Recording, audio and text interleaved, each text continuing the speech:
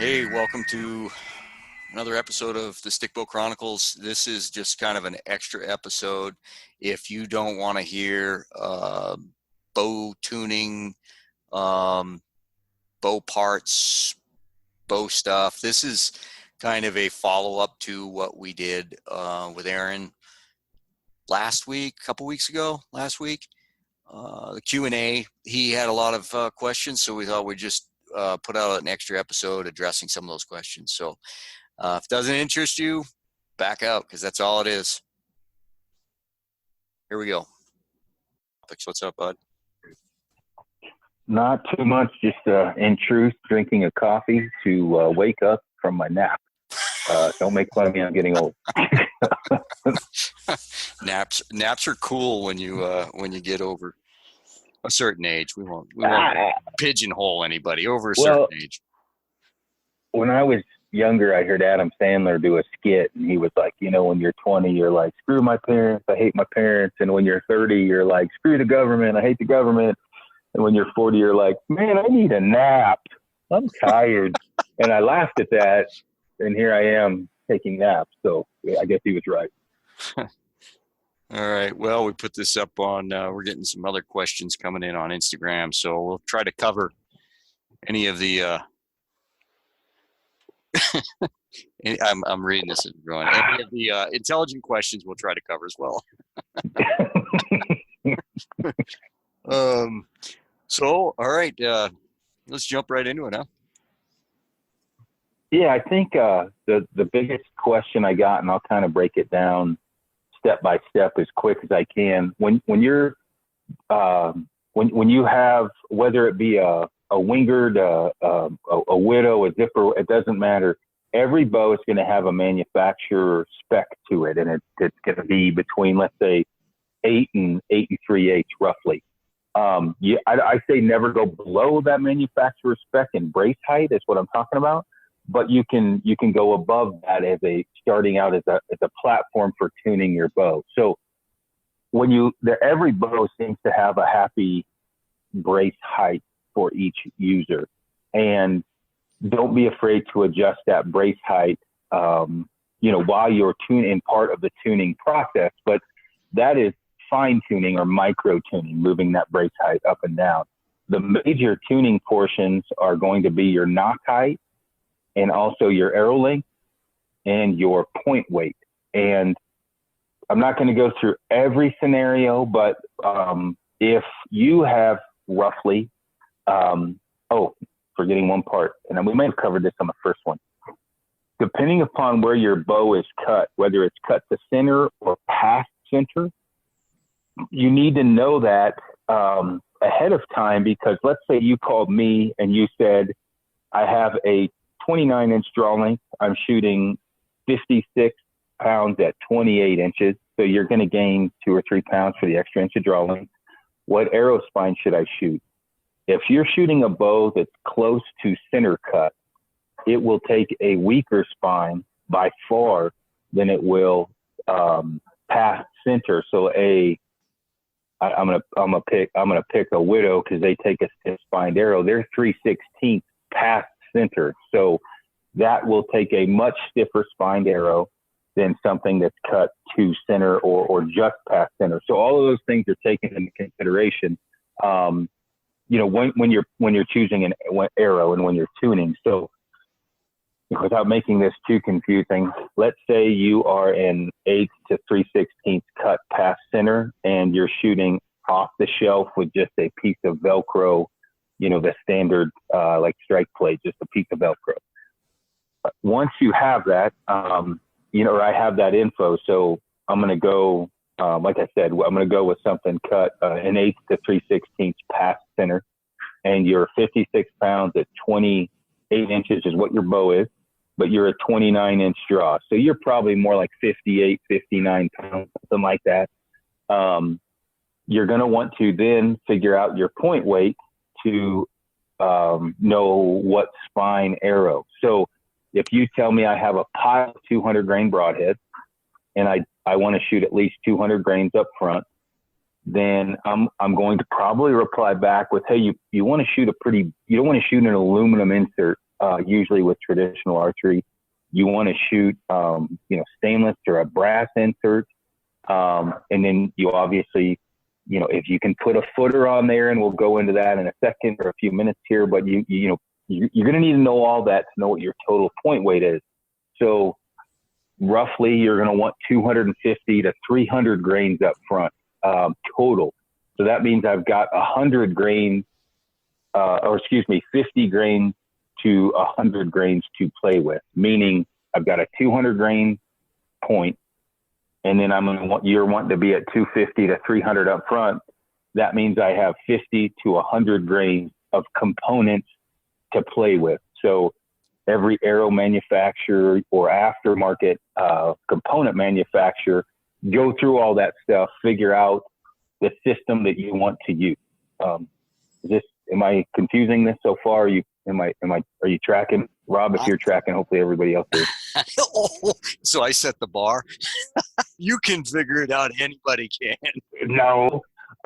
Generally, you're going to, now that I have that info and you have that info, and your bow's an eighth to 3/16 past center, you're going to have to shoot the weakest spine you're probably going to be able to go is 350. The stiffest spine you're probably going to go is 300, or 340 and 300 spine, depending upon your manufacturer. So here's the options you have. You can go with a 350 spine, but you're going to have to probably cut it pretty dang short. Meaning in some cases, you might have to be almost to the shelf, depending upon your release. That if you got a bad release, you got to go with a stiffer spine normal. If you got a good release, you can start going with a weaker spine, usually. And so if you are wanting to have a higher FOC, then you're going to want to go with the shorter arrow. And so you're probably going to be able to get away with a 350 spine, cut that thing as short as you can. That increases your FOC. And then you're going to have 50 to 100 grains up front of components to work with. Because you got to stick with that 200 grain point. So that's roughly. So now 300, if you have a 300 spine arrow, you're going to have to leave that arrow longer, at least by, arguably a couple inches than the 350 spine. Some guys say it's like an inch to 2 inches per spine, meaning 350 could be 29 inches. A 300 is going to be 30 to 32 inches. And this is all roughly. And what you're going to want to do when you start to tune this, let's say you have the 350 spine, your draw length 29 inches long, is I'm going to suggest generally cut your arrow at about 31 inches. That's probably going to be weak. And you're going to do this with a bare shaft. And this is just roughly get you in the ballpark. I hear guys say, I don't shoot a bare shaft at animals, and I get all that, but this is going to get you close. So you cut that thing down, again, 30 and a half or 31 inches. Don't put any fleshes on it or anything. And then you're going to have the components and the tip weight you want on that arrow you just cut. And you're going to shoot it at 6 to 8 feet at hopefully a bag target or a block target. And so once you shoot that, if it hits and the knock is left, depending upon how far left it is, it's how weak you are. If it's 5 miles knock left, you need to cut quite a bit of the arrow off. If you're knock right, you're going to be stiff, which means you need to add point weight. And so it's usually better, because you can't glue shit back on the arrow. You want to be weak and work your way back, not stiff, because that means that arrow goes into the penalty box and you start tuning again because it's just too stiff. If you need to stay at 200 grain point weight. So you fire your arrow and you're at 6 to 8 feet or whatever distance you're comfortable with. You are knock left, and it's quite a bit, roughly 4 inches from the plane of, from parallel, 4 inches knock left. Take a half inch or to an inch if it's crazy knock left, and do it. Don't do it on the component side. Don't do it on the point side. Pull the knock out and cut it off of the other end. You don't want to be heating up and ungluing and gluing. The nock, pop the nock out, cut it off of that end. Fire again, and don't lie to yourself. Make sure it's a good release. Do it a few times to make sure you're getting a clean bear shaft tune. And as you get closer and closer and closer, you got to remember feathers or veins and wraps added to the back of the arrow stiffens it up. And so if you're real close and you're going to be adding that obviously to it, you can kind of stop. If you're barely knocked left, you can stop right there to a certain point because you know that weight on the back end is going to stiffen that arrow up. So once you've cut it down, let's say you end up at 30 3/8. That's your happy arrow length. You've got everything glued up. I wrap that arrow. I put an arrow wrap on it. I fletch it up, whether it's 3 or 4 fletch. Now I fire it, with, and this is obviously I'm leaving out the knock height. This is just for spine. But now I'm going to start really micro tuning that. And when I micro tune it, generally I do some with bare shafts. I might fire through paper, whatever floats your boat. Everybody's a little bit different. A lot of times I'll fire broadheads at 40 yards. And if I'm tearing, this is very important to remember because it's ass backwards from what you think. One of the micro tuning methods is if you are tearing stiff, you go higher in your brace height. And it's kind of backwards from what you think it is because of how it works with the paradox of the arrow. So let's say you've got a pile of different arrows and you've got a bunch of 200 grain points or 250, and you're tearing just barely, in slow motion or through the paper, you're just tearing barely knock left or you're tearing you're tearing barely knock right or a little bit knock right. You can, if your brace height's at 8 inches starting out, you can bump that up to 8.5 inches. You're never really going to hurt a bow by going higher in brace height. You don't want to go too crazy. Going too low in brace height will definitely damage the bow. So don't ever do that. Don't ever go below the manufacturer's spec, but you can go above and that will group it in there. So the other thing you can do is shim off of the shelf. Now you can't, obviously, if it's stiff, you can't go inside anymore. A lot of times, sometimes guys will use a really thin strike plate. When I say shim off the shelf, rather than using like a toothpick for your pivot point of your shelf, you can go with something bigger than that and bring it off of the shelf a little bit more as far as out to the left. And all of this is just kind of, you're robbing Peter to pay Paul one way or another. So if you're adding point weight, you're weakening the arrow. If you're adding arrow length, you're weakening it. Opposite. If you take away point weight, stiffening it, shortening arrow, stiffening the broadhead. So when you bring you actually lower your brace height when the arrow is weak. You raise your brace height when your arrow is stiff. And this is all within reason. You can't go too crazy with this. This is just micro tuning. So I think that covers most of what I had as far as just tuning. As far as knock height, it's as simple as you think, and we covered this. 5/8 is generally not the standard knock height for 3 under. 1/4 to 3/8 is split finger. But don't be afraid if your arrow's going up and down. If you're firing a bare shaft or you're firing your flexed arrows and it's really going up and down, crank it up a little, crank it down a little. I do that and just play with it. If you have a good release, I just move mine from my textbook starting point. I'll just move it up and down a little bit because I use a nail knot and I can spin it up and spin it down on my serving until I've got good arrow flight. A lot of times my wife films me from the back and we'll watch that until it stops, porpoising. I get it close, just shooting in the garage at a few feet. And then when I, really kind of micro tuning it and with broadheads, I'm generally shooting 40 yards because that's my point on to really make sure my broadhead, field tip, bare shaft, everything hits in the same spot. And I think that covers it. And then I had some guys actually give me some, what about super tall guys and super short guys? And we can go with that in a sec. You got anything?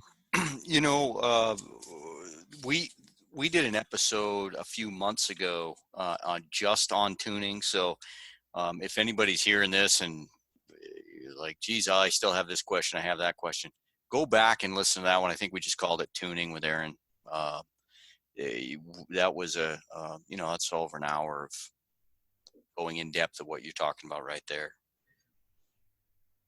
Okay, cool. And one thing I should do is give full credit where credit's due.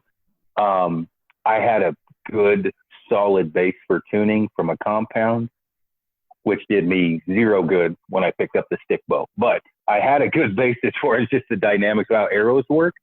All of this stuff I learned from the Clums, Tom, Danny, Tom Jr., Tommy Jr., my buddy Paul. All of this stuff, I'm just repeating what I've overheard and been told, and then screwing around with it myself. And so I would take the basis of what we talk about here, and then kind of goof around with it a little bit yourself. You learn a lot when you do it on your own. But I got to thank the people that taught me what I'm doing or got me going, because it would have been a long road to hoe without them. But as far as shorter guys, I had a lot of questions about short and tall guys. If you've got a 26-inch draw, tuning doesn't. I mean, you still tune the same way. If you got a really long draw, you're pretty much screwed, and you only got one arrow option, because you got to go with a super stiff arrow if you're shooting a decent amount of weight. The tuning stays the same, but if you're shooting let's say you're shooting a Wingard, ibex, and you've got a 56 or 58 inch long bow, and you've got a 20, 26, 27 inch draw, more than most likely you're going to be in a 500 spine arrow. And we'll go into arrows here in a minute.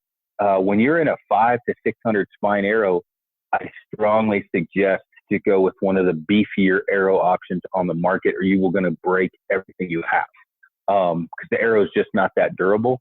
And that's when you may want to go from the standard that your buddy may be using. If your buddy's using, Rob, pick an arrow. What's the standard arrow people use for Easton Axis? Yep. Okay. Easton Axis is perfect. That's a fairly beefy arrow to begin with, but it's not the beefiest arrow.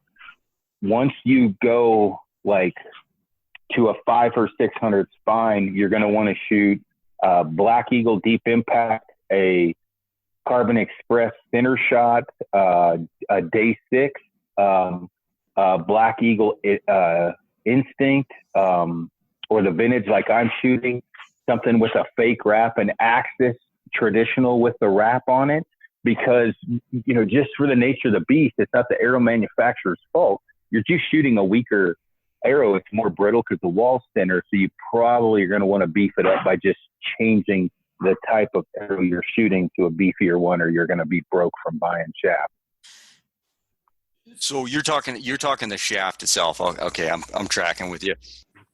If you grab like a Gold Tip XT Hunter or a Black Eagle Carnivore, those shafts in a 300 spine or whatever are super durable.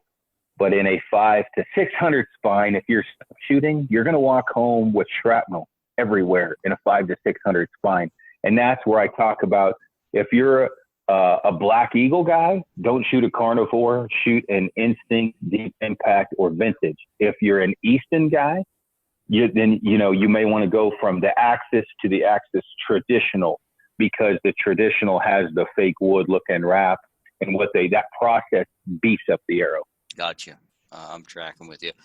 The one thing I'd add, and I've seen it, it might not be the norm now, but it used to be when guys were trying to get into traditional, or dabbling is a better term. When they were dabbling in traditional, they didn't want to spend the money for different arrows, so they were just grabbing their compound arrows. There's nothing more frustrating if you don't have a good flying arrow. You're just gonna give it up because it's disheartening. But today, with all the social media, you can see how good you can get an arrow to fly out of a stick bow. So yeah, don't spend a little time finding the right arrow, right spine. That's the next question. So why don't we cover the next one's going to be the poor man's arrow, like the best arrow for the man in poverty, and then how to beef up any arrow, especially the poor man's arrow. And so as far as poor man's arrow, and I'm only saying this, I'm not saying this because I'm shooting the vintage is definitely one of the most durable poverty arrows from Black Eagle. They're not that expensive. They're .005. It's what I'm shooting, and they're just a good all around arrow. The next one I would say would be a Beeman center shot, and this is a durable poor man's arrow. You can buy super cheap standard arrows; they're just not going to be super durable. The Beeman, I think I misspoke earlier. The Beeman center shot, the Carbon Express Heritage, the Black Eagle Vintage. Those are all super, really good lower budget arrows. When I say lower budget, I know lots of guys who are really good shots that shoot those arrows. And you look at higher dollar arrows, match axis, the day 6 arrows. There's nothing wrong with the higher end arrows. But some guys, especially if you're starting out, you're going to be breaking a lot of arrows because you're going to be missing a lot probably. And yeah, I'm shooting the vintage now. I shoot just as good a scores.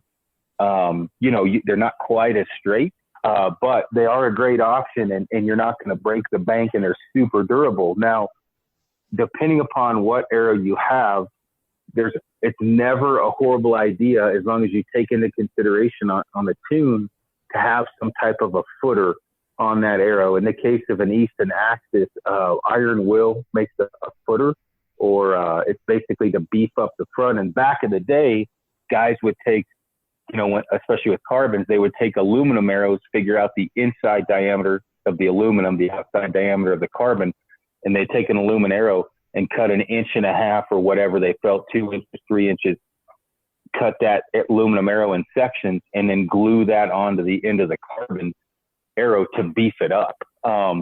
There's a lot of technology out there. Anytime you're adding a stainless steel or even aluminum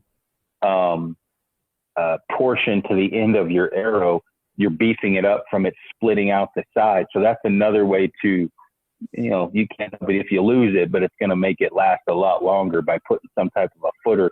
The other thing is on the back end of it, putting some type of a unibushing on the knock end. So instead of shooting a standard knock that just pushes into the end of the carbon, using some type of a unibushing or something like that on the back end is going to definitely increase the durability of your arrow as well. So the footers, yeah, I still do epoxy some aluminum shafts on Axis traditional arrows, and when you're footing these arrows, they are dang tough. I'd also throw out there that I use some gold tip products on my Easton Axis arrows. It was a insert. It was kind of half in, half out with a collar. Those things were the bomb. But you can make an indestructible arrow. I've never had a problem with the knock end. I've blown knocks out. But yeah, anytime you're doing anything like that, it's going to beef it up. And you think about it, if an arrow's flying and it's heading, and it's going to have a side impact or a direct impact on a rock or whatever, when you have that side pressure, it's only carbon holding it from pivoting out the side. And so, that is inevitably, just because of the force, is going to peel out the carbon. That footer holds all of that together. Another great system is Valkyrie. Now, that is not a Corman system, but Valkyrie is one of the most durable, if not the most durable systems on the market with their center pin technology. That now, it is expensive. That is not the poor man option, but it will be one of the most, if not the most precise options, as well as one of the most, if not the most durable. You get what you pay for, though. That is an expensive system, but anytime you beef up the front end of that thing, your arrows are going to last. It seems like 4, 5, 6 times longer than just shooting a standard arrow. the bow I was shooting earlier this year, I was shooting those day 6 out of them, and they were incredibly tough. This bow here is spine different. I'm shooting those Axis, but like I said earlier, you can build an arrow. I'm shooting 56 pounds, and I can hit a lot of stuff, a lot of hard stuff without breaking arrows.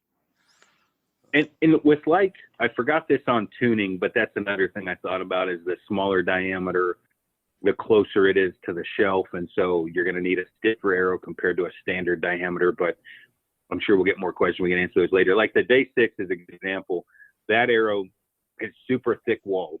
And so with that thicker wall, just inherently is going to be more durable. And then they have the centric component system, which is basically you have an outsert, and try to explain this. There's been half outs forever on the market, and there's been basically I don't know the technology. So everybody, like a long time ago, I'm losing the name of it, the outsert. Good Lord, there's been outserts forever as well. So with like and there's multiple different companies that has every little twist to it. You've got something going into the arrow, and then you have something going over the top of that covers the end portion of the arrow. So it's just a real beefy, like with the Day 6 out of the gate, you've got everything you would need to redneck on a different type of shaft. So it comes with all of that on like a Day 6, as well as, I'm trying to think of good examples of super beat. The Deep Impact with Black Eagles has a new focus system. Gold Tip has their, I can't remember all the names of these, but the arrows come with everything. Yeah. So, It's, I do. That's the Gold Tip that I was using. I think Tim Nebel's one that turned me on to those, and they work pretty slick in the Easton Axis arrows. But bottom line is, you're just getting started. You can make a dang tough arrow on the cheap, or relatively cheap. But and then once you get it figured out, if you want to spend more money, sailing's the limit, right? Sky's the limit. yeah, I taught Gold Tip, Pierce Platinums and Pierce Tours. Tours were $200 a dozen with no components. Day 6 are about that with components. Black Eagle Deep Impacts are $150, and you can upgrade components. I can't remember Easton Axis Match Grade they don't give those away either. Those are getting close to $2 bills. So yeah, you it can get expensive. So I had a ton of people comment on my current arrow of choice, like, way to look out for the poor man, which I didn't expect that. We talked about this before, if you put elbow grease in it, if you spin your arrows and everything else, you can make a cheap arrow pretty dang high tolerance as far as straightness and everything. And then if you can shop around and you can make it extremely durable, relatively cheap in comparison to like Ethics Archery. They make really, really durable components as well, but you're going to pay for it. Once you figure out that system, though, I highly suggest never switch if you have a good system and it's perfect for you, because you're going to have parts and pieces laying everywhere. And if you switch system, all that shit might as well go to your buddy, because you can't, mixing and matching does not work well. So once you get a good system, try and stick with it if it's working well for you, because then you end up with, like most traditional archers I know, barrels of arrows and stuff, which nothing wrong with that. We want to support the arrow company, but it does get expensive. Yeah, that's right. That's right. So you want to touch on wood arrows? No, because I have no idea what I'm doing. Yeah. So I got next on my list, arrow weight for hunting. Was that you feel like you covered that, or you want to hit that? No, let's dive into it a little more, because I get that question a lot.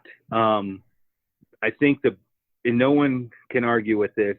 If your arrow flight is good and you are shooting an extremely sharp cut on contact broadhead, probably a 2-blade if you're getting, you're down there in weight a little bit. But arrow flight, extremely razor sharp, shave hair sharp, and 2-blade for those lower momentum, lower poundage bows. Those are a must. You don't want bad arrow flight, and you certainly don't want to shoot. I don't generally suggest for guys to shoot too wide of a cutting diameter. You gotta you got to match the system and the animal with the broadhead. But I'm going to bring up Randy Cooling. Randy pushes the lower edge of the limit in arrow weight. I think he's at 470 grains, maybe 480, except, you know, he's shot moose long ways through and through, grizzly bears, elk, everything else known to man with that arrow weight.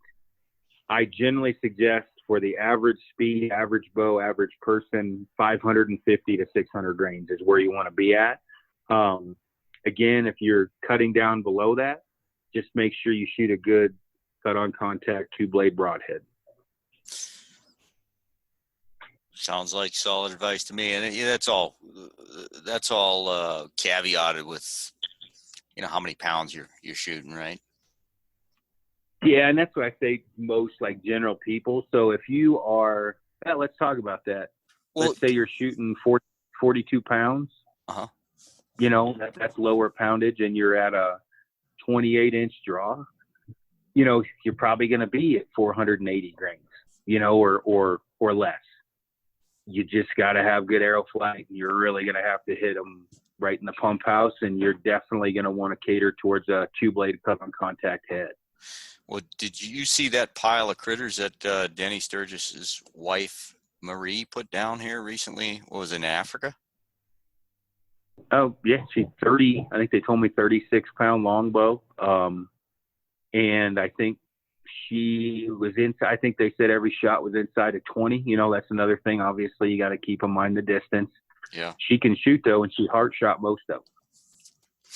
Yeah, so it can be done. Oh, definitely. Let's touch on broadheads for a bit. Which part? What do you want to cover on that? 2-blade, 4-blade, 3-blade, cut on contact, chisel point. So, you know, keep in mind. Obviously, I've been lucky enough in the 2.5 years I've shot a pile of animals.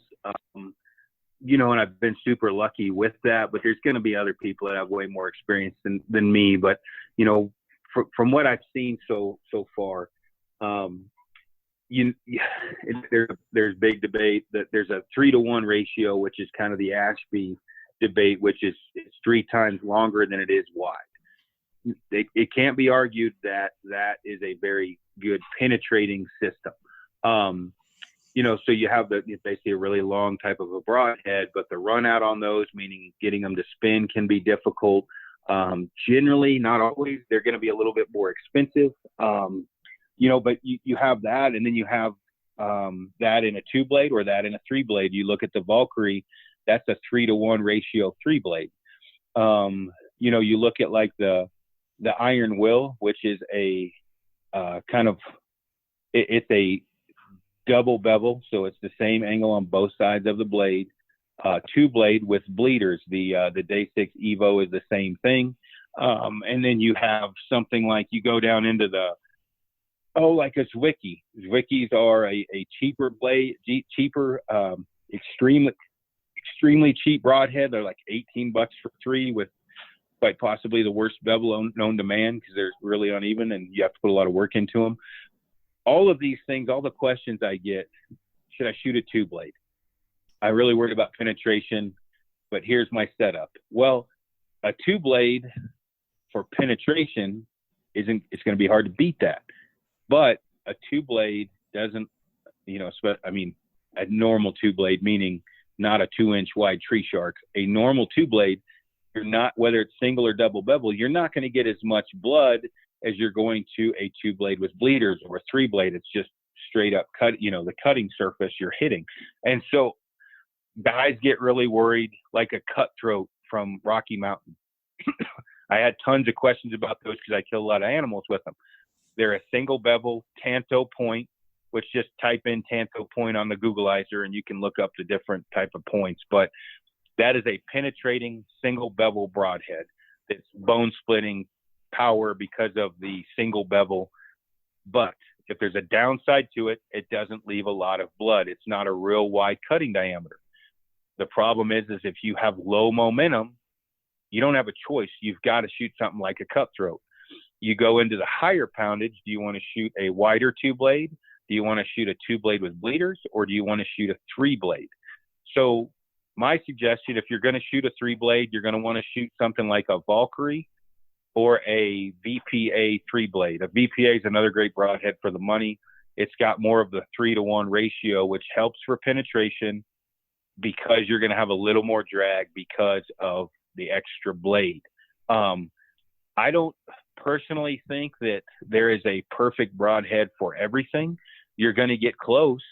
You take something like an Iron Will. It has 2-blade with bleeders. About the most precise broadhead you're going to get. The Day 6 Evo is another one. But you're not, you hit a whitetail in the stomach, turkey hunting, you're going to want a wider, bit larger cutting diameter broadhead for that stuff. And I don't have the right answer here. I'm just throwing out different types of broadheads. There's a ton of other ones. The Werewolf is one I think that's out of Idaho. That's a 2-blade with bleeders, single bevel, double bevel. There's tons of different manufacturers out there. I would go with, if you've got a buddy that's killed a ton of stuff and you're going to feel warm and fuzzy from what he's telling you, if it's good advice, run what he says. Because no matter what, inevitably, what I've seen so far is someone loves their broadhead until they don't, and then they hate it and they move on to another one until they do something with that, which is normally human error, not the broadhead's fault, and they shit can that broadhead and they grab another one. When in reality, there's no perfect broadhead for everything. What do you hunt with? What have you used? I am a big believer in 4-blades, and being old school, we used to have like 4-blade or 2 with bleeder. Exactly. See, and I get people jump on me and say, well, those are just 4-blades. That's my point. There used to be real 4-blades. I like 2-blade with bleeders. I think, I really believe you get a better blood trail when that shaft is not sliding through, right? You've got those 2 little bleeder blades opening that channel, not just for we're not talking penetration here. We're just talking keeping that channel open for blood. If a person's got to shoot 2 blades, you got to shoot 2 blades. And there's been a ton of stuff killed with them. I mean, no doubt. But blood trails that I've been on, consistently, 2 blades are much weaker than a 4-blade. I shot 3 blades for a long time with the Wenzel Woodsman. It was more of a quality issue with those broadheads. Now, like Grizzly and makes a great 3-blade. VPA makes a great 3-blade. I just don't. It probably gets into personal preference. I mean, we're not talking Cape Buffalo here. We're talking whitetails, bears, and elk. Even elk and mule deer. And I get, it's scientifically proven what you just said. A 2-blade with bleeders, yeah, it bleeds more. I mean, it's been shown in slow motion. I mean, you cannot argue that. I mean, the 2-blade with bleeders, there's more cutting surface. And it helps with penetration in some ways, depending upon the setup. When I say it helps with penetration, you're not going to a 2-blade with bleeders isn't going to penetrate a 2-blade, but a 2-blade with bleeders built correctly is going to have very good penetration with more blood. And I agree with you, what you're saying there, 100. It can't be argued. It's a great option. Yeah. Without going into the bevel, the single bevel thing, I'm not schooled up on that. It's something that's not in my wheelhouse. I can't speak to that. Somebody might say, hey, a single bevel broadhead rocks. It's awesome. But that's not in my wheelhouse. I can talk somewhat about it. I mean, I probably killed maybe 15, which is nothing in comparison to some, with maybe more than that with a single bevel with a cutthroat. Mm-hmm. And I've killed a ton with Valkyries, a ton with Iron Wills, XXLs, tree sharks. I've shot my quiver looks like the Clampets. What I really found out a lot more was talking with, when I did a bunch of podcasts with different hunters, different broadhead manufacturers. And of course, all of them are telling you that their system is the best. The single bevel, and even in soft tissue, you can see as a single bevel goes through, it does tear a hole because it's rotating some. In my experience, it's not rotating a whole lot, and it doesn't really matter when it's going through muscle and things like that. It's better for splitting the bone. As it hits the bone, it's better at, because it's going to rotate that. Now, this is something, there'll be a ton of people telling me that's not true, and a ton of people saying, hell yeah, that's right. I really don't give a shit. It doesn't matter to me. It's not my pig, not my farm. I don't make broadheads. Shoot what you're comfortable with. But if you're hitting a bone and relying on the broadhead to split it, you're probably in trouble. So I wouldn't focus on blow and splitting penetration as much as I would accuracy and bleeding. Because if you're hitting bone, something has gone terribly wrong. And coming from a guy shooting a 550 to 600 grain arrow out of a compound at 85, 90 pounds, even that has issues splitting a lot of different bones in the body. And so shooting a, most guys are shooting a 550 to 600, 650 grain arrow. You're probably not going to split certain bones. I don't really want to get into this too much. And so I strongly suggest focus on what makes the animal bleed more, what is more durable, and what is more accurate. Yeah, in a lot of these broadheads, Ethan touched on it a while back, and he was absolutely right. The lower end broadheads, which I've used Magnus for years, and they're a stamped, what are they, spot welded, stamped, brazed.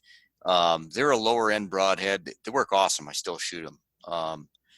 When you get into the Iron Will and Day 6, Valkyrie, the other one. Yeah, those are a machined broadhead, and you get what you paid for sure.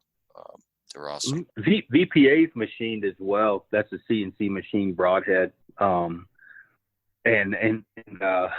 wax cutthroats are the same way. I think where you also have to remember what the broadhead's made of. So you look at something with S30V, that doesn't have as good of impact resistance, but it's better. It doesn't rust.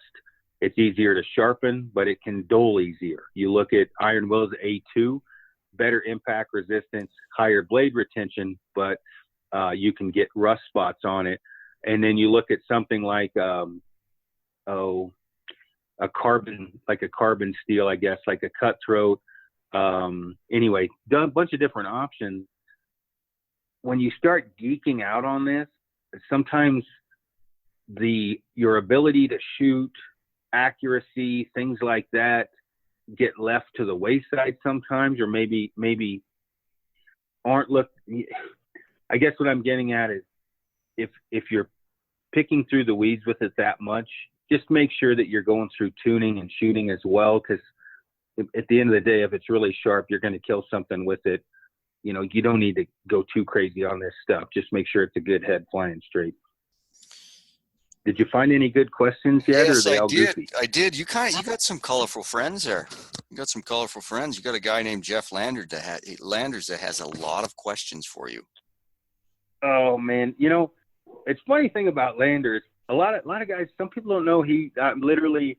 If he was older, I'd say he's like my dad. Instead, he's like my older brother. He will literally come up with, hey, do you shoot better with your hat on forward or backward? Or he'll say, do you wear calf socks or ankle socks? Just shit that makes no sense, but people think he's serious. And so he'll ask questions on my Q&A like, do you think Metallica is the best? Well, that's because I said all Metallica's songs sound the same to my wife. And then I was telling him the story as my wife was whipping me with a stick that I said that. And then Lander punches me in the face because I said that. And so now I get Metallica questions. So Lander and I are super close, and we have hunted a lot together. And so he picks on me a lot. Oh, no, yeah. I thought these were straight up real questions. No, I'm just kidding. I'm just kidding. Yeah, I generally fire away Barney Rubble and beard oil questions. I'm down with it.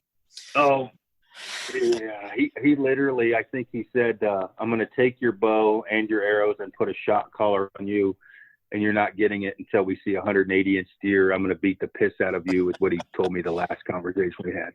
No, I got a really good question here from Anthony.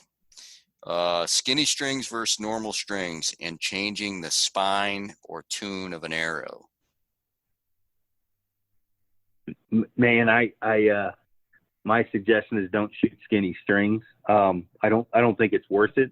The idea behind this is less strands on the string using specific materials. You will pick up speed. But what I dabbled with it, which there's tons of other guys that can answer this better than me, I would not go below 16 to 18 strand strings. It's just more of a pain than it's worth. And I don't really see it. It is free speed. You do pick up speed from it. I just don't think it's worth it. Yeah, and the short answer is yeah, it's going to change the tune of an arrow, or because you're picking up some speed, right? Oh yeah, and the other thing too. I mean, not just the tune. You're going to have to shoot a center serving the size of a freaking rappel rope, so you're not going to snap on right. You were infantry, right? Yeah. Yeah. See, you're going to have to floss or you're going to have to center serve with a 120. You remember those big green bastards packing them everywhere? I was a RTO guy. I carried all the commie stuff.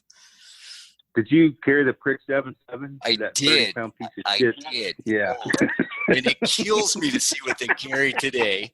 And I was always the smallest guy, and I had the biggest freaking load, except for the A gunner for the 60. Yeah. Yeah. Oh Lord. Yeah. Good All right. times. Any more questions? Yeah. We don't. I don't want to think about. Well, Yeah, a lot of these. yeah, I want to stay. A lot of these are kind of not trad. Not trad. We've got some stuff about Kafaru and stuff I'll let you handle later. But so Quivers, you said you had some people reaching out to you about Quivers.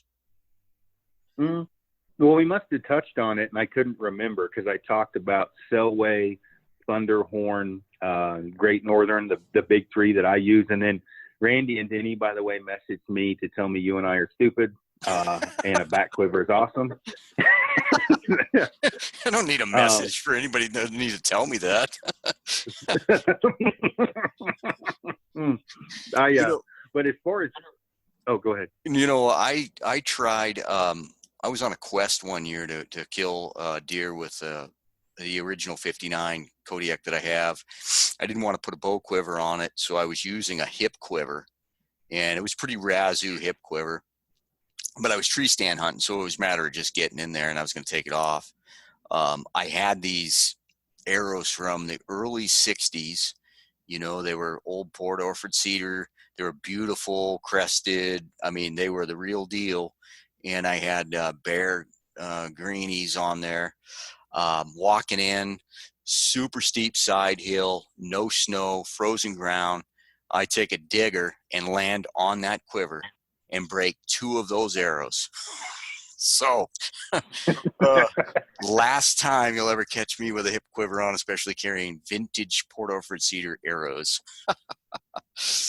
Well, that's pretty funny. I will say what Randy's got going on with the back quiver will definitely, I won't say it's not going to revolutionize back quivers, but he's working on something now that he called me about that I'm kind of helping him out with. It is amazing, but as of right now, I am not a hip quiver guy at all because of what you were talking about. The back quiver thing we'll leave up to see what happens, but I'm a big fan of a bow quiver. Same thing with a compound. I was the same way. I think that the biggest questions guys had are what quiver manufacturer and why, and how many arrows you carry, especially guys going on backpack hunts. tree stands a little bit different. And I think a lot of this is going to come off of that, your collective of past experiences, if you have some. So meaning if you've gone Winchester, you're probably going to carry a 6-arrow quiver. If you're a backpack guy and there's lots of grouse, I mean, there's different reasons, but you have the different, like we'll go over Selway first. Selway makes a slide-on quiver. They make a strap-on quiver. They have a bunch of different options. They have like basically a limb bolt quiver. So when you talk about these different types of quivers, the thing to think about is the distance between the hood and the gripper.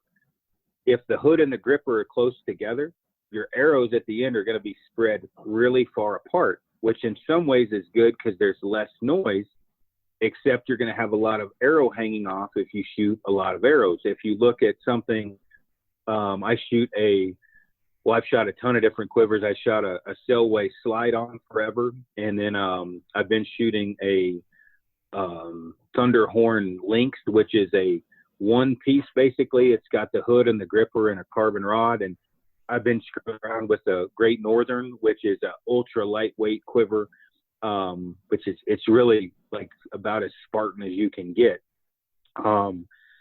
With all of these different quivers, if you're a lightweight quiver guy, which I had this question, the lightest weight quiver I've found that's not a piece of poo is the Great Northern. It's by far the lightest quiver you can get. It's got a great attachment system that's got multiple, but the strap-on portion, it's really beefy how it straps on. It is very lightweight. The Lynx, why I shoot that, is one of the beefiest. I like the way it straps on as far as, you're strapping it onto the top and bottom limb right where it meets the riser. I can take it off with all the arrows still attached in the hood. Oh, dropped my phone. Sorry about that, people. Man down. But you can pop it off and all your arrows are still in the quiver. So, with that, it's going to be kind of pick your poison as far as, if you've got a slide-on quiver and you don't travel, that's a great option. But if you have to pop it off and on all the time, you probably want to get a quiver that straps on, or some type of a quick detach quiver. Great Northern has an option where it's a little wire rod, and then there's I don't know how to describe it, an attachment system that you use with your limb bolt. And so you slide the wire through and you have a little spinny dial thing that clamps it down. All of that's really going to be what floats your boat. Are you a blonde or a brunette guy, a boob guy or a butt guy? That's going to be kind of the oh, that's the quiver I like. Really the amount of arrows I think is the big question. And man, I'm a pack in. I don't like the 210 basic load guy. I'm a double that guy. I want as many arrows as I can get. And so I always run a 6-arrow quiver all the time. And honestly, I thought about running 7 at one point, and Drew built me a custom 7-arrow quiver, mostly because I like to stump shoot. I like to fling arrows. If grouse season's open, I shoot grouse. Squirrel season, I've even actually, no, I'm just kidding. But I always like to shoot arrows. And I have killed several animals on my second and third arrow after I missed. And I've also shot some where I've had some follow-ups. And so I backpack hunt a lot. And if I have, which I always carry extra arrows in, which is the next question, at base camp or my camp where I've hiked in and where my tent's at, if I'm 2 to 3 miles away, and let's say I shoot at a grouse and I break that arrow, I've gone from 6 to 5. All right. On the way, I go on a mule deer stalk and I shoot and I miss. I'm down to 4. Now I've seen the largest buck of my life. I've got 1 arrow in him, and it looks like it's liver and lung or 1 lung, and I'm tracking him. I'm down to 3. I want as many arrows as I can. If I got to put a follow-up arrow on him, if I fall down and break my arrows, there's a lot of different things that can happen on a backpack hunt. That's why I like to have the 6. I mean, what do you think about that? Yeah, 5 or 6. I'm running 5 right now. I felt a little I felt a little strange when I first did it because I ran 6 forever. When I do the backpack deal, I've got one of those $20 Easton tubes, arrow tubes. and I got an Yeah. extra 3 or 4 in there. Because when you're out, when you lose an arrow or break an arrow, and you're out there for 6 or 7 days, or even 4 or 5 days, you're feeling kind of pinched. But 5 arrows right now. Dude, that's JV, an extra 3 to 4. I hate to tell you how many I break. I break.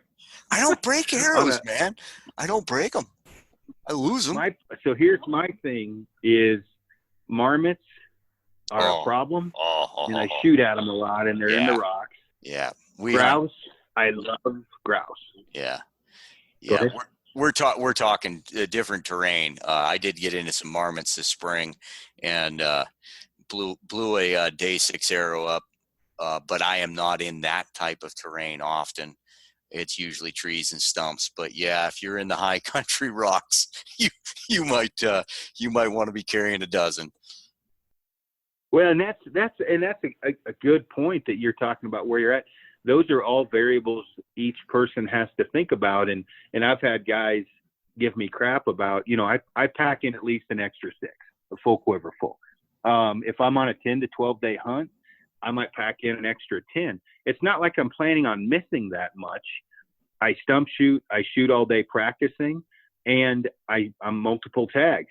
I've got an elk tag, a bull tag usually, a list B cow tag, and a mule deer tag, and sometimes a bear tag. And there's been on more than one occasion I've shot all of those on one hunt. And if that happens, even you hunt in the zoo? That's man, it can be the Wild West out here. You figure how many 10 to 14 day hunts have you done? In one season? Yeah. One length, one. You go 10 to 14 days on a backpack hunt. Holy smokes! And that's like last year we went 13 or 14 on the mule deer hunt. I didn't go through that many arrows. I missed and I couldn't find my arrows on a couple deer. So I lost a couple there, but we've done those where you get a list B, cow tag, a bull tag, and a mule deer tag. It's not impossible to fill all those in 14 days. You may look like an avocado on a toothpick coming out because you're anorexic skinny. But it can be done. And so I'll pack more arrows, and maybe I'm just doing it for the hope that happens, and it never will, but I pack extra arrows because of it. Yeah, that's varsity. So I went 7, kind of 8 days this year, and that was enough for me.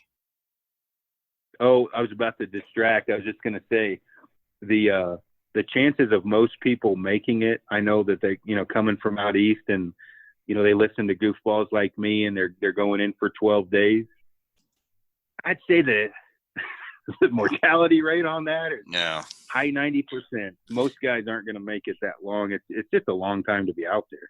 Yeah. And logistically, I mean, we're getting off topic, but there's one there that is not a pet peeve of mine, but a concern of mine. Guys out east that they don't realize how heavy 100 pounds is, and now you got to make 4 trips, or how far, with all your gear in an elk. You start looking like 3 miles is a hell of a long ways. And people talk about 7 or 10 miles, buddy. You're well, like that guy I ran into last year. I mean, he was a long ways in there by himself. That's a bad recipe right there. Yeah, you want to make sure you can only go in what your physical ability allows you to get the elk back out. Yes. And generally, that's about 2 to 3 miles if you're solo for a hardcore motor scooter. Yeah. You're going to remember that walk. Yeah. You remember your firstborn? That will be behind that. Yeah. Clothing. What about, you said you had some questions on clothing. Yeah, just noise wise for spot and stock traditional archery. There's not a lot of performance, lightweight, early season clothing. When you get into the colder weather and where weight's not a big deal, you can find there's lots of wool and fleece options that are out there. But really the biggest two, the pant wise, probably my number one, definitely my number one pant is the Sitka Apex for noise. And then followed shortly behind would be the First Light Obsidian. I don't know if they've changed the name of it, but it's the merino wool hybrid. Those are, for a performance pant, and I'm sure there's others out there I don't know about, but those are the two best options I've found for noise, for stocking. The Apex is kind of a fleece type silent material. The Obsidian from First Light is a merino blend, and both of those are super quiet and great for stocking. When you start getting into the up top layers, those are easy. I'm not a huge merino wool guy for outer layers, like their heavyweight stuff, but for base layers, I wear a merino t-shirt and sometimes a long sleeve that's, super, like 150 to 170 weight, so it's not hot. That Apex from Sitka is another one. These are high-end, expensive tops, so if you're poor man in it or you're on a budget, which pretty much everyone is, just look for some type of a waffle fleece, something that is just doesn't make noise. You don't want to get into a sub 20-yard shot where it sounds like whoosh when you're drawing back. So, the pants was the biggest question I had. And I guess on the higher end stuff, that Apex and that Obsidian would be the two to look at. I'm trying to think of what the other pant is from First Light, because I have a couple pairs and I love wearing them. They're comfortable, they stretch. Corrugate Guide. Is that what it is? Corrugate Guide?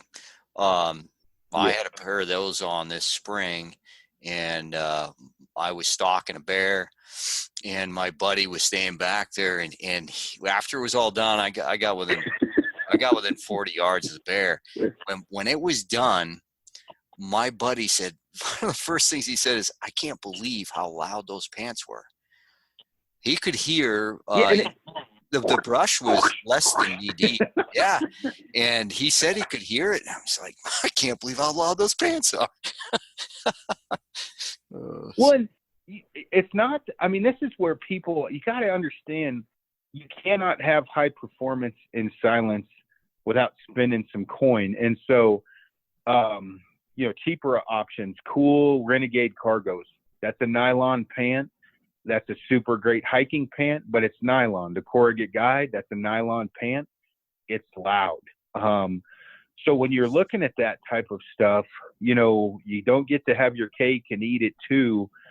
When we did construction, there used to be a saying, you can have quality, quantity, and cost efficiency, and you can pick any two of those you want. It's no different with clothing. Yeah. You don't get all of them. You don't get drying fast, right? All the different, in silent, you're going to have to, and cheap, right? You're not going to, on a budget, it's going to be difficult. Now, I'll have guys that'll message me and say, I bought this pant and whatever. And you definitely can make certain pants work that are quiet on a backpack hunt. But if you have a fleece pant that is not of the higher performance options of today, it just takes a long time to dry. If you don't mind that, you're good. You don't have to spend the money, but in the case of like the Apex, the reason why I like that is it's lightweight, it dries fast, and it's quiet. It's also expensive, but you do get that silence. And if you've ever tried to film a guy who's stalking with a nylon pant on, I've never wanted to walk up and smack the shit out of a guy and be like, walk with a corn cob up your butt, buddy, because your calves are rubbing, because it's loud. And the shooter is so intent on the shot, he will forget. And it literally, I'm wearing them now, nylon pants. You hear that? Oh, yeah. That's what it sounds like when you stalk.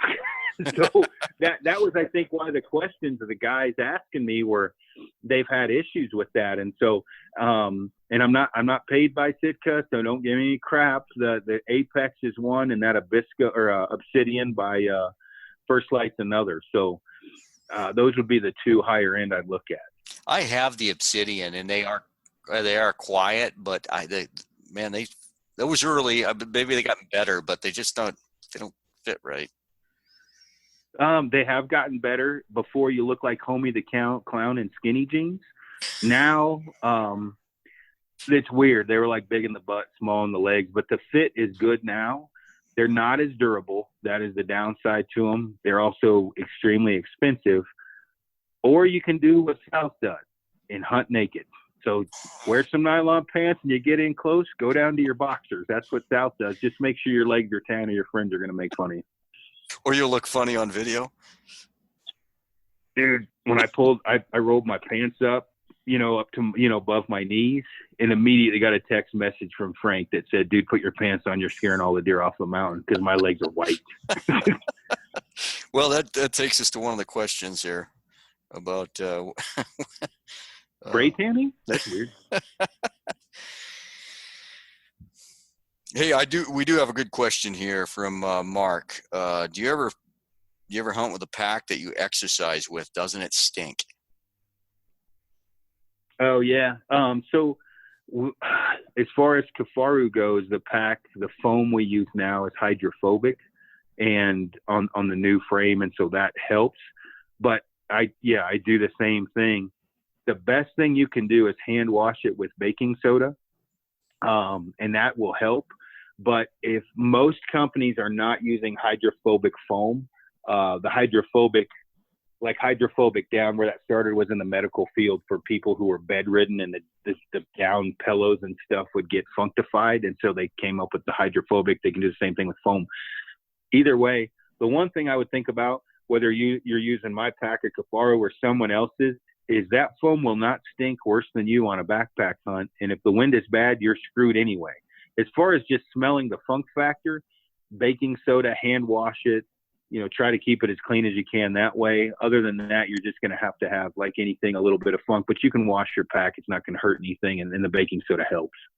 Yeah. You just mentioned something I wanted to throw out there, that we just talked about clothing. Pay attention to guys that kill a lot of stuff. Some of these guys aren't well known. Camo isn't always the ticket, right? You can find excellent quality clothes that are not camo. When you said scent, reminds me of Harman Carson and Dalton Lewis. These guys regularly kill really nice animals, no camo, no high quality clothing. They're done in just a wool shirt, and so they're not stalking. But. Let's. I mean, those guys are whitetail hunting a lot, but let's talk about that real quick. More times than not, a lot of times I've actually killed a lot of animals in a sleeveless T-shirt with a large 4-finger dip of Copenhagen in, because I came in from the right way of the wind and the animal was in its bed, or it worked out to where it did not know I was there. I think neutral colors. I can't agree with you more. Performance. Don't worry about the camo as much as the performance of the layer. Meaning, if you need to buy a Piranha Zion pant on sale on Amazon for $49, that's neutral colors, which, what do I have, 4 pairs of those now, honey? I've got mud brown and green or whatever. I've killed more stuff in those than camo pants. They're nylon pants, so they're a little loud, but you can find those for $49, and they're equal to any nylon pant on the market. It's the same thing. Pockets are a little different. As far as merino wool, minus 33 makes really inexpensive merino wool. So that's another option. Sierra Trading Post, which is hunter friendly and a badass place to buy stuff at 50 to 80% off. You can find fleece layers. You can find merino wool. You do not have to, be sick for it. And I'm a Sitka guy, but you don't have to be #matching camo. I mean, without being a hater, just make sure that it performs well. Don't worry about matching, for Christ's sake. If it's a difference of matching and making it on your hunt, don't worry about matching. Just get out there and go hunting. Yeah, if you're worried about what camo pattern you are, I'd worry more about breaking up your outline. It doesn't matter what camo pattern you're wearing. If your outline is, if you're on the horizon there, ain't gonna happen. Yeah. Unless it's sky blue, maybe sky blue with some clouds. Yeah. Well, in the case, I might be going with full-on hiker camo for my goat hunt. There's so many freaking hikers in this area. I think I want to look like, friendly, right? I want to be like, hey, I'm not your enemy. So I might go with orange and sandals. Yeah, sandals, wool socks. Yeah, coexist sticker on the car just in case the goat gets a spot at my Subaru. I want them to think I'm happy and nice. Let me fire. Do you have anything else you want to cover? I can fire off some of these questions and just quick answer, but you got anything else there? Just a couple things real quick on to touch again on the broadhead, the tuning, the arrow, the everything else. The most important thing, you want a straight flying arrow with good solid components and a super sharp broadhead. Don't get too wrapped up into everything. And I'm a big proponent of, I obviously like high end gear, but you don't have to have that. So certainly don't get stuck in that shell of you got to have a certain thing to get out in the woods and hunt. Just make sure it's sharp, make sure your arrow's flying good, make sure your abilities are there. And that is the most important thing. Same with Fieldcraft and everything else, the camo, all of that stuff. Don't get too wrapped up into that. It's not as important as people make it out to be. Yeah. I'll fire a couple of these questions off. I'm not sure if this one's for real or not. Do you have a favorite arrow that you will hit where you want it to? Yeah, the one that's tuned the best. The one that you just hit anchor with? Yeah, exactly. Yeah.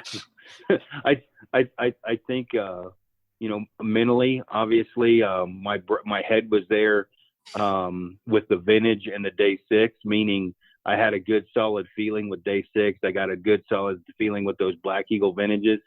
I think if you have an arrow that makes you feel warm and fuzzy, then shoot that one and don't listen to me. There's something to that. Shooting with confidence. Hell yes, there is. Yeah, there really is shooting with confidence. Yeah. Make a T-shirt of that. Stickbow Chronicles. Shoot with confidence. Wow. Are you reading through that many bad questions to get you one?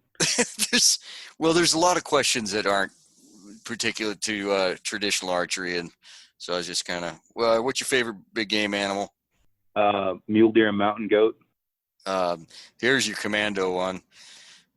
Is the success got anything to do with hunting commando? I can't do it, man. I get monkey. I can't hunt without undies on. I just can't. I know guys that do. So if you're going commando, I say you email and let Rob know. Well, let me know. I've done it out of necessity. It's not how you start out. It's not that you hunt commando because it was a chosen profession. I tell you what, if you get Giardi, I bet you're hunting commando. There's no way around it. That's what I mean. Sometimes you got no choice. Here's a good one. What do you think people have against metal risers?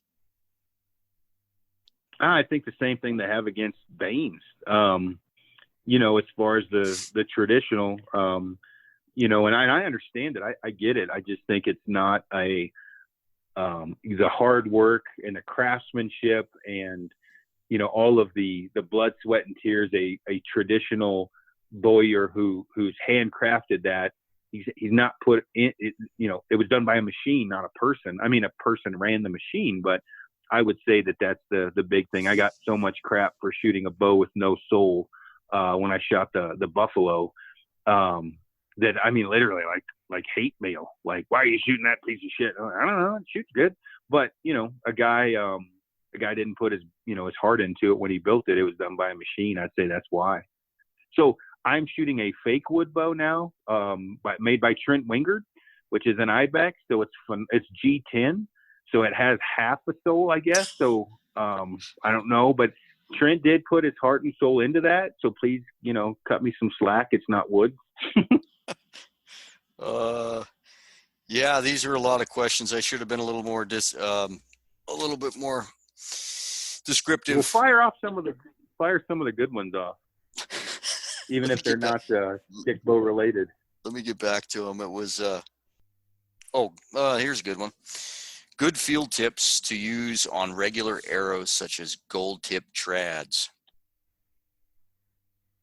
Man, the best field tips I've found are from Three Rivers Archery, and they're stainless steel, and there's a rubber O-ring on the back that make it so they don't come loose. But if you're poor, just get whatever one that matches up the size of the outsert of the shaft. But those ones with their rubber O-ring from Three Rivers are the best I've found, but they are a little bit more expensive. Best Kifaru shelter for a 3 to 4 person family / hunting camp, teepee or sawtooth. That 8-man teepee. You don't want to be sleeping in a sawtooth with 3 to 4 people. Yeah. You'll be like Brokeback Mountain back there. It'll be tight. Ever hunt with an Atlatl? Negative. What can we do as hunters to stop the wolf from being put in Colorado? I have no idea.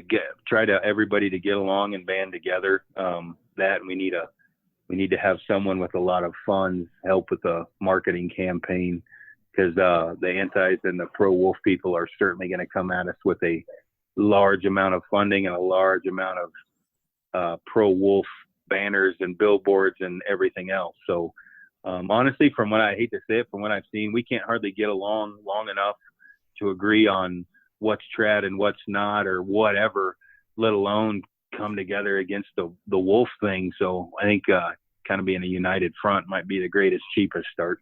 You hit the nail on the head there. It is going to take a united front, and I don't know. I don't want to go down that road. I do think, though, and I was talking to a guy at the range today. He stopped me and just thanked me for, kind of my help in the traditional and archery and the wolf thing. And we started talking about the wolves. And when you have a chance, without coming off as a total peckerwood, if you can enlighten people on hunting and issues that the wolf population has had on other areas, come at it intelligently, that will certainly help. Meaning, if someone thinks that, he brought up that someone said the wolves didn't kill all the elk in the Lolo region in North Idaho, poachers did. That is a very good platform to explain that is, one, almost impossible. 2, how many wolves elk eat per week, how many wolves are in a pack, how many puppies they have. They don't have an off switch. School yourself, get educated on all of those different things. And so you don't want to go to combat with a knife, right? You go with a couple M60s and a M249 and know what you're talking about. Don't get into a conversation where you're going to look like a dummy. Go in there very educated and explain, hey, here's how many wolves scientifically, I can prove this. This how many elk a wolf eats a week. This how many a pack eats. This how many puppies they have. This is what happens. The elk don't run and hide when there's no place for them to hide. Like in Colorado, people keep bringing up these other areas where there's wolves. I can walk across almost every wilderness in Colorado in a day. The elk do not have a place to hide here. And so the wolves will run them down. There will not be a place they can get away. And so those are the things you really want, when the conversation pops up, be able to talk about. This is a whole nother podcast. But I will say that the two things that I've taken away, well, 2 of the things that I've taken away from my experiences is, number 1, everybody focuses on how many elk wolves eat. It's not just how many they eat, it's how many calves are aborted and how many can't make it through the winter because they're burning so much fuel. When you see 80 head of elk or better standing shoulder to shoulder for over 14 hours, because they're circled up with wolves around them, that's aborting calves. I mean, they might not kill them that day, but you're aborting calves and you're burning fuel. Well, just, we stopped shed hunting in a lot of states a season, so the elk will be left alone because of the stress. shed hunting puts on them. Okay, well, think about if shed hunters, ran in packs with teeth. What kind of stress? I mean, these are the things you want to talk about with people. That is a very good point. That the stress that is put on, and not just that, also the bulls. You think about it, the bull, which is kind of the defending, out of the herd, the bull is left there to defend everyone. If that bull's genetics are well, and he's run down to a point to where he can't move anymore, and the wolves take down him, he's not passing on his genetics anymore. We as hunters are kind of doing the same thing, but we're not killing all the calves and the unborn and everything else. And so this was my point to people I've talked with, is hunters have an off switch and hunters have a quota. Wolves don't. And that's a big thing to stress on people. Yeah. The other one is, the one that went unnoticed. We had one caribou herd in the lower 48, and that was in northern Idaho, and watched heavily through the years. A lot of money's been spent on them, and there was 40. There was right at 40 when the wolves first made their way into northern Idaho, and they just took the remaining 6 out, and took them back up, I believe, to Revelstoke, BC, to help with the bloodline. Meat Eater documented it pretty well. Spoke to the biologist up there, did a podcast on about a year and a half ago.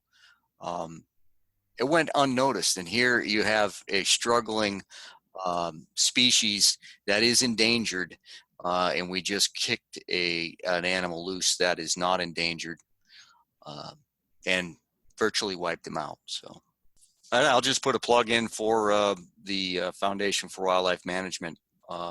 They do a great job up here, helping to defray costs for trappers in the wintertime, and they do make an impact. Oh, definitely. Yeah. Well, that was a mother of all rabbit holes there, bud. Yeah, it was a rabbit hole worth diving down. I was just looking through my notes here. Guys were asking what knots to learn to tie. There you go. And not to get away, but I'd say you want to learn to serve. So that's back serving, to center serve. You want to learn to tie a nail knot. Those two are probably the most important. And then, a lot of guys were asking me, as far as like, arrow rests and strike plates, different types of elevated rests. And I don't know, just, real quick, because I had the fishing line arrow rest recently that Trent Wingard was showing everyone, which is, I think, a 1360 force hole drilled in your riser with, it takes about 60 strands of 30-pound test and a 22 shell casing. Just get on Wingard Archery's Instagram page. He does a whole video of that. The Bear Weather Rest was one I was using, kind of testing out for a while, which is just a rest you stick on. And that thing was super. I like that a lot. I just used sticky Velcro, the squishy side of the Velcro. So that would be the hook, not the loop. That might be backwards. But I just cut out patterns for that to go on my shelf. I leave a little gap between the part that's flat and the vertical part, and just stick that on. And I was using that when I was shooting off the shelf. The biggest thing on the vertical wall is you want to make sure your arrow is pivoting straight up from the throat of the grip. So if you want to put something back there for a pivot, be a toothpick or something like that, the thicker you put on that vertical wall of your riser, that means the weaker of arrow or weaker of spine it will take, and that will change your tune. So you don't want to go from something super thin to thick, because that can change your tune. But it's just Velcro I get on Amazon is what I was using shooting off the shelf.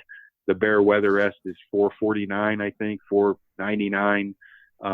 It sticks on, super easy to change out. The other one's just 30-pound monofilament fishing line and a 22 shell casing. All of those different things, it's just going to be whatever floats your boat, which one you like the best. Everybody's going to have their own, thought process and special sauce on that. Guys get really some guys really want to shoot off the shelf. I was that way until a couple months ago, started to test out different elevated rests. And I just got, it cleaned up a lot of things. And, I got a lot of guys said, oh, he went to that because because of the veins, but it was a byproduct. So many people were asking me about trying out an elevated rest, and you just get a lot less left and rights. It cleans up a lot, but, whether it's feathers or veins, so, there's a lot of different ways to skin a cat. It's just going to be what you're more comfortable with. A couple other quick ones. We got to wrap this up. Tips on judging distances in different terrains while shooting instinctive. Right? That's just practice, man. That's stump shooting, right? Yeah, I was just going to say, instinctive wise, that's you just grip it and rip it and get out there and shoot as much as you can. Yeah, shoot as much as you can for sure. How to choose a used bow? I would, not to throw a plug in for Rocky Mountain Specialty Gear, but don't listen to me. Call them, give them your stats. They got a pile of them on the wall, but you just got to make sure your draw length coincides with the length of the bow. So if you got a really long draw length, you need a longer bow. Short draw length, you need a shorter bow. Those are the base things you need to remember. And, after that, it's good personal preference. You want a long bow, a 3-piece recurve, a 1-piece, wood riser, aluminum. All of those things are really going to be more personal preference. You just got to make sure that the length of the bow matches up with the length of your draw. All right, man. Well, I'll keep feeding you questions and I'll let you answer them. We got a lot of feedback on the last episode. I think you're certainly filling a void out there. Again, we're not talking about how to shoot the bow. You want to learn how to shoot the bow, look up the push guys, Solid Archery Mechanics, and all of that. Aron's good at the minutia, and this platform's good for it. So appreciate it, buddy. Yeah, no problem at all. Even though I make jokes about it, if anybody has any questions, you can get a hold of me on social media. Aron Snyder, SNYDER. You can email me, Aron@kifaru.net. I don't always get to them quickly, but I'm like 7-Eleven. I'm not always doing business, but I'm always open. I'll get to them eventually. Right on. Well, all right. Have a good rest of your day, buddy. All right, man. You too. Take it easy. All right. Roger out.